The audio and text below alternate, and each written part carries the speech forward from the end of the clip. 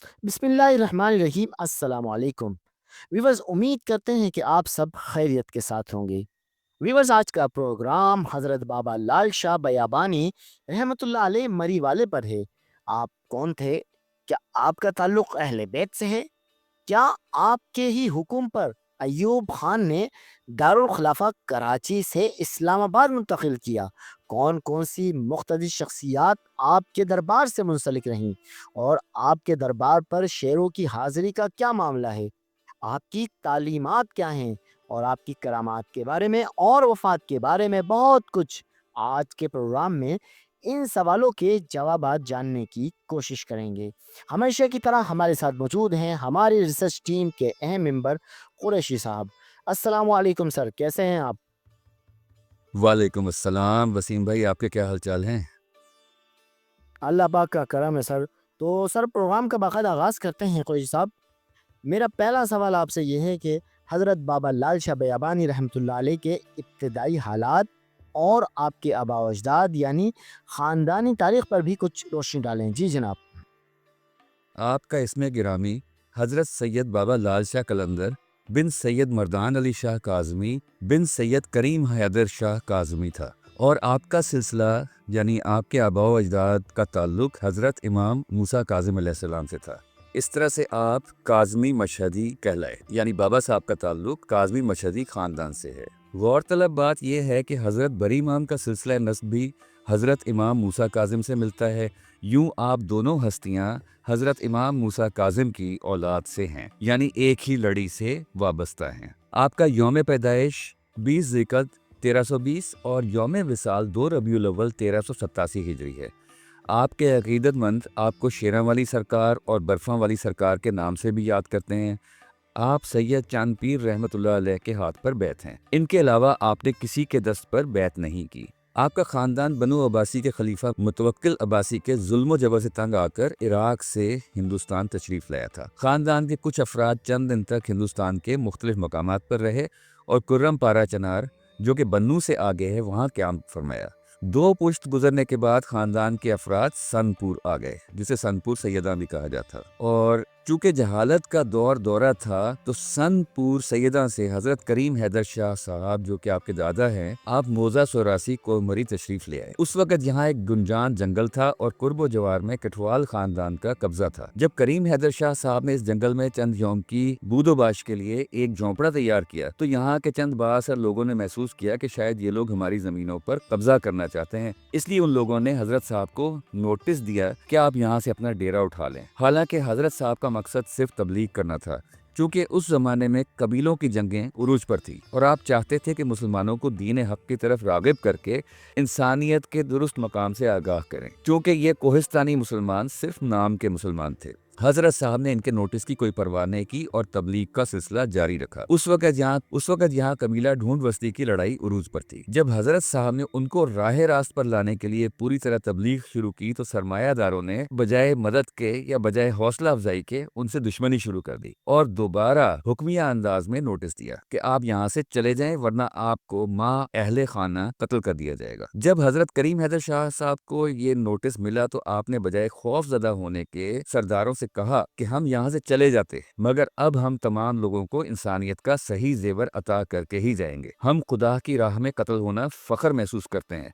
मगर तुम हमें कत्ल ना कर पाओगे, क्योंकि तुम्हारे दस्तो बाजू में अभी मर्दाने खुदा को कत्ल करने की कुव्वत नहीं है। जब उन्होंने आपका ये जवाब सुना, तो तलवारें सोच कर आ गए और उसी वक्त तमाम जमीन पर जलजला शुरू हो गया। अब जो लोग कत्ल करने की नीयत से आए थे, जमीन पर औंधे मुंह गिर पड़े और इतने नादिम हुए कि उठकर आपके पांव पकड़ लिए और माफी की दरख्वास्त की। हजरत साहब ने उन सबको माफ कर दिया। सरदारों पर इस करामत का इतना असर हुआ कि अब उन लोगों ने अपने हाथों बाबा साहब के लिए मकान तामीर कर दिया। अब आपकी खिदमत में ये सब लोग शब व रोज हाजिर होना शुरू हो गए, लेकिन हजरत साहब इन तमाम बातों से बेनियाज खिदमत हक में मसरूफ रहे। आपने 70 साल की उम्र में जहान फानी से रुखसत किया, आपने पर्दा फरमाया, और उस वक्त उनके छोटे बेटे हजरत मर्दान शाह साहब की उम्र 20-22 साल थी, और वफात के बाद हजरत मर्दान शाह साहब सज्जादा नशी करार पाए। आप भी बाहोश बाशरियत मर्द दरवेश थे। आपके पास भी वही रूहानी ताकत मौजूद थी जो आपके जद्दे अमजद के पास थी। مگر آپ دین اور دنیا دونوں کے کام کرتے تھے۔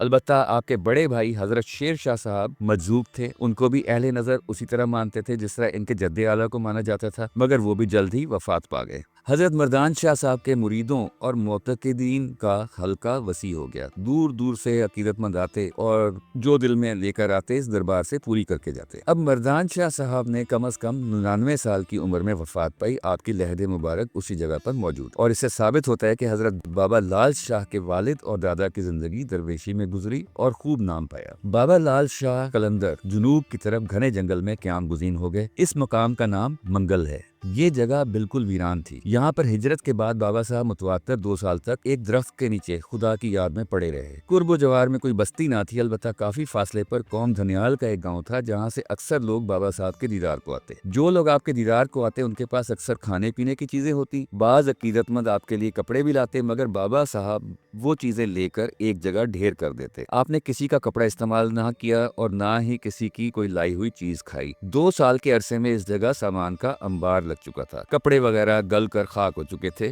البتہ جن برتنوں میں عقیدت مند کھانا کھاتے تھے ان کا ایک بہت بڑا ڈھیر لگ چکا تھا، جس میں بوتلیں، ڈبے، مٹی اور تانبے کے برتن شامل تھے۔ 2 سال یہاں چلہ کشی کے بعد حضرت بابا صاحب یہاں سے مشرق کی طرف گلہڑا گلی کے گنجان جنگل میں تشریف لے گئے، اور یہ خالی بوتلیں اور برتن آپ کے مریدوں نے وہاں سے اٹھا کر گلہڑا گلی میں ان کے پاس لا کے رکھ دی۔ وہیں آپ نے ڈیرا جما لیا۔ یہاں درختوں کا گھنا جنگل تھا جہاں آپ نے مسلسل اور متواتر 22 سال برس کیے اور چند گز کے دائرے میں ہی بیٹھے رہے۔ یہ وہ خطرناک برفانی مقام ہے جہاں 4 فٹ برف پڑتی ہے۔ آپ نے کسی کو اپنے لیے جھونپڑا یا سایہ بنانے نہ دیا، اور اکثر جب برف باری شروع ہو جاتی تو دوسرے تیسرے دن آپ کے عقیدت مند آپ کو برف کے نیچے سے آ کر نکالتے۔ یہاں شب و روز آپ کے لاکھوں عقیدت مندوں کا ہجوم رہتا۔ آپ کی کرامتوں، زہد و تقویٰ، ریاضت و عبادت کی وجہ سے ہجوم کے ہجوم اس جنگل میں اس وقت بھی آتے تھے اور آج بھی جاتے ہیں۔ کسی کو اپنی حاجت زبان پر لانے کی ضرورت نہیں ہوتی تھی، آپ ان کے دل کا حال جانتے تھے، ان کا مقصد سمجھ جاتے تھے، اور جس سے ملنا ہوتا، جس کا مقصد آپ کو سمجھ میں آتا ہے کہ یہ واقعی میں حاجت مند ہے، ضرورت مند ہے، آپ وہیں سے ڈنڈا پھینکتے۔ اگر وہ ڈنڈا ان کو لگ جاتا عقیدت مند کو، تو وہ آپ کے پاس حاضر ہوتا اور آپ اس کا مسئلہ اپنی نظر سے حل فرما لیتے۔ آپ نے ساری زندگی اللہ اللہ کرتے گزاری۔ جنگل آپ کی اللہ کی صداؤں اور نعرہ حیدری سے جھوم اٹھتے۔ آپ کی توجہ صرف اور صرف معبود حقیقی کی طرف لگی رہی۔ قلندر کا مقام حاصل کیا۔ آپ مجذوب سالک اور قلندر زماں تھے جن کا ایک ایک لفظ حق تعالیٰ کی بارگاہ میں قدر و منزلت پاتا اور پورا ہوتا۔ آپ چلہ کشی کے ذریعے تزکیہ نفس کا اہتمام کرتے اور اس حال میں 24 گھنٹے برف کے اندر ذکر الہی میں مستلست رہتے تھے۔ آپ کے اندر اتنا عشق الہی اور عشق رسول تھا کہ آپ کے اوپر جو برف باری ہوتی وہ خود بخود تپش سے پگھل جاتی۔ مری کی سخت ٹھنڈی ہواؤں میں وہ عام لباس میں بیٹھے نظر آتے اور شدید ٹھنڈی ہوا کا ان پر کوئی اثر نہیں ہوتا تھا۔ خیر، دسمبر 1956 کو حضرت سید بابا لال شاہ کا اس جنگل سے چلہ ختم ہوا اور آپ نے اپنے بڑے صاحبزادے حضرت برکت حسین شاہ کو حکم دیا کہ مجھے اپنی زمین میں لے چلو۔ اب وہاں مریدوں کا ہجوم رہتا۔ سید برکت حسین شاہ نے عقیدت مندوں کے رہنے اور کھانے کے لیے انتظام کیا، ایک سرائے اور لنگر خانہ تعمیر کیا۔ آپ کی زبان سے نکلا ہوا ہر لفظ مقبول بارگاہ الہی ٹھہرا۔ آپ عشق خداوندی میں ہمہ وقت مستلست رہتے۔ بقول علی سرمد، میں تیرا نام پکاروں تو ہوا رقص کرے، بوئے گل جھومے پھرے باد صبا رقص کرے، راہی عشق حقیقی کے لیے لازم ہے، دل میں ہر طور فقط ذکر خدا رقص کرے۔ خانہ دل خانہ خدا بھی تو ہے جہاں وہ ساتھ بساتھ جلوہ گر رہتا ہے۔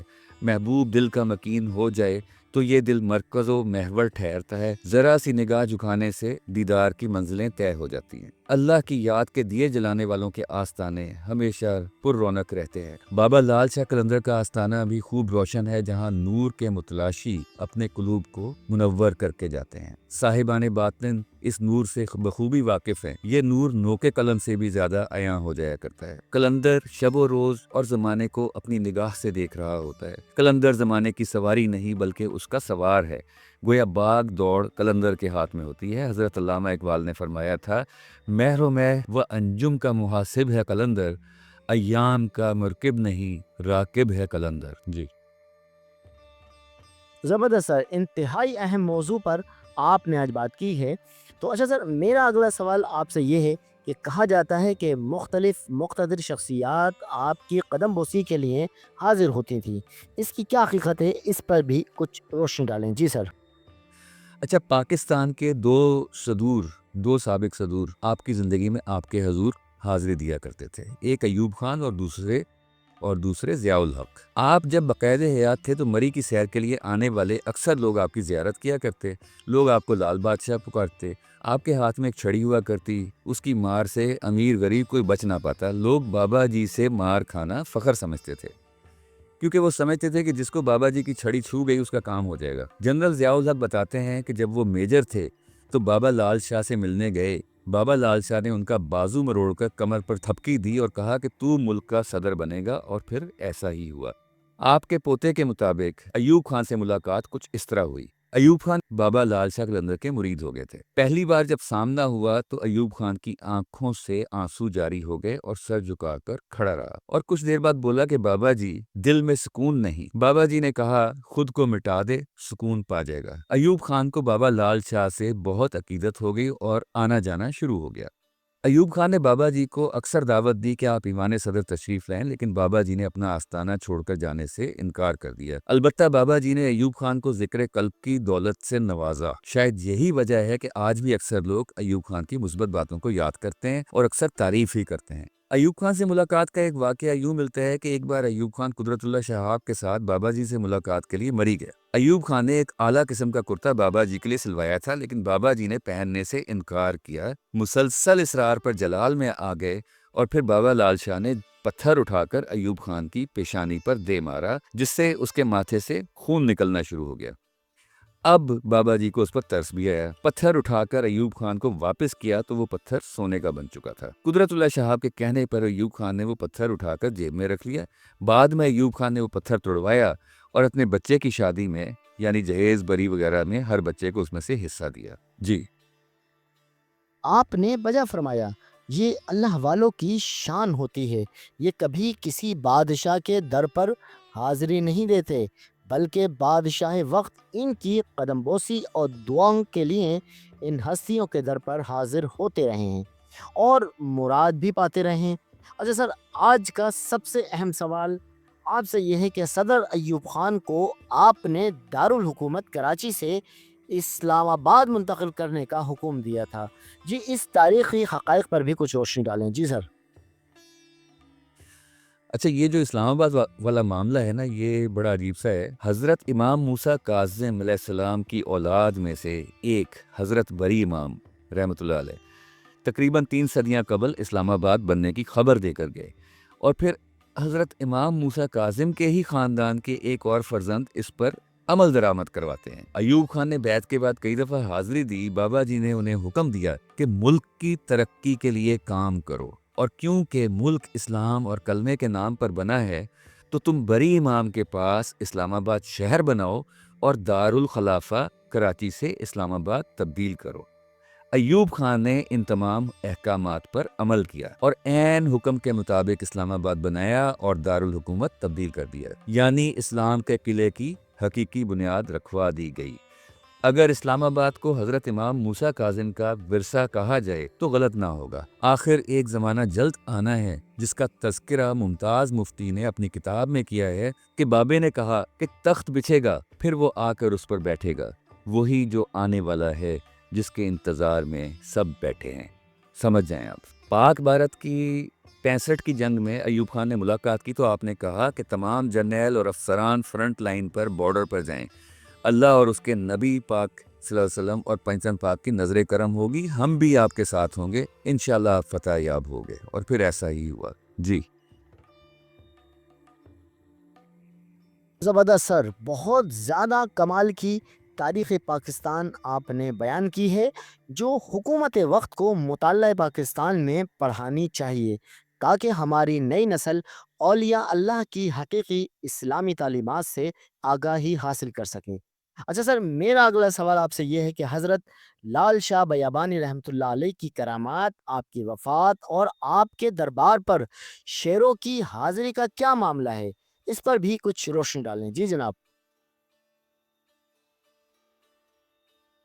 آپ کی وفات سن 67 میں ہوئی تھی۔ آپ کا مزار اپنی ملکیتی زمین پر ہی سراسی سیدہ میں واقع ہے۔ ہر سال 11 جون کو آپ کا عرس ہوتا ہے۔ آپ کی بے شمار کرامتیں لوگ سناتے ہیں، اور اس میں سے کچھ میں آپ کو عرض کر دیتا ہوں۔ اصل چیز تو تعلیمات ہوتی ہیں کہ ذکر الہی اور سب کچھ، نفس کشی، مجاہدہ، اصل تو تعلیمات یہ ہیں۔ اچھا، ایک واقعہ ہے کہ ایک بار آپ کے چلہ گاہ کے قریب جو رہتے تھے، انہوں نے کہا کہ یہاں پانی کا بڑا مسئلہ ہے اور بہت تکلیف ہے کہ پانی نہیں ملتا۔ تو آپ نے کچھ دور جا کر اپنے ہاتھوں سے گڑھا کھودا اور اس گڑھے میں ہاتھ پھیرا تو وہاں چشمہ جاری ہو گیا اور وہاں کے علاقے کی پانی کی دشواری دور ہو گئی۔ ایک شخص جس کا نام بلا تھا، جس کو بلا کہتے تھے، پنڈی میں اس کی پان کی تھڑے پر دکان تھی۔ سن 50 کے لگ بھگ آپ سے ملنے آیا اور صرف ایک میٹھا پان آپ کی خدمت میں پیش کیا اور کہا کہ حضور اس کے علاوہ کچھ دینے کی میری اوقات نہیں۔ آپ نے وہ پان کسی اور مرید کو دیا اور اس کے دونوں کندھوں پر ہاتھ پھیرا اور کہا کہ جا، ہم نے تیری نسل کے کندھوں پر سنہری ستارے لگا دیے۔ کچھ ہی عرصے بعد اس کا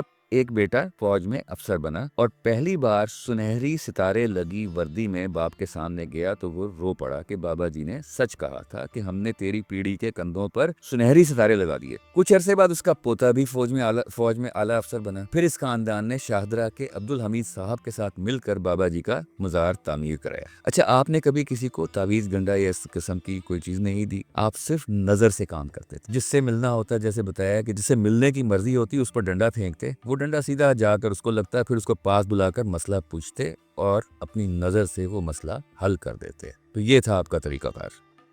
بتایا جاتا ہے کہ آپ کے پاس ایک شیر بیٹھا کرتا تھا جس کا نام آپ نے بلا رکھا ہوا تھا۔ اگر کوئی عقیدت مند آپ کے لیے گوشت لاتا تو آپ فرماتے بلے کو کھلا دو، اور شام کو اکثر شیر پر سوار ہو کر سڑک تک آتے، یعنی سٹاپ تک آتے، اور وہاں سے اپنے گھر یا جہاں جانا ہوتا وہاں چلے جاتے۔ آپ کے پوتے کے مطابق بابا لال شاہ شیروں کی سواری کرتے تھے، اور آپ کے بڑے بیٹے سید برکت حسین مشہدی نے بھی سواری کی۔ آپ کے پوتے نے بتایا کہ پہلے تو ہر جمعرات کو شیر حاضری کے لیے آتے تھے، لیکن اب آبادی زیادہ ہو گئی، اب کم آتے ہیں۔ لیکن کچھ عرصہ قبل شیروں کا ایک جوڑا دکھا گیا جس کی کسی نے ویڈیو بنائی جو خوب وائرل ہوئی، اور یہ آج بھی آپ انٹرنیٹ پر دیکھ سکتے ہیں۔ رات کے وقت دو شیر، ایک شیروں کا جوڑا جو ہے وہ دربار پر گھوم رہا ہے۔ ماشاء اللہ سر، آپ نے حضرت لال شاہ بیابانی رحمۃ اللہ علیہ مری والے کی حیات طیبہ پر بہت زیادہ سیر حاصل گفتگو کی ہے، یقیناً ہمارے ویورز کے لیے مشعل راہ ثابت ہوگی۔ ویورز، اب اپنے پروگرام کا اختتام کرتے ہیں۔ آخر میں خوشی صاحب، آپ کا پروگرام میں بھی شرکت کرنے کا سر بہت شکریہ۔ جی وسیم بھائی، آپ کا بھی بہت بہت شکریہ۔ ویورز، آپ نے پروگرام دیکھا، آپ کو کیسا لگا ہمیں کمنٹس ضرور کریں۔ چینل کو سبسکرائب، ویڈیو کو لائک اور دوست احباب میں شیئر ضرور کریں۔ ہمیں اجازت دیں، خوش رہیں، سب کو خوش رکھیں، اللہ نگہبان۔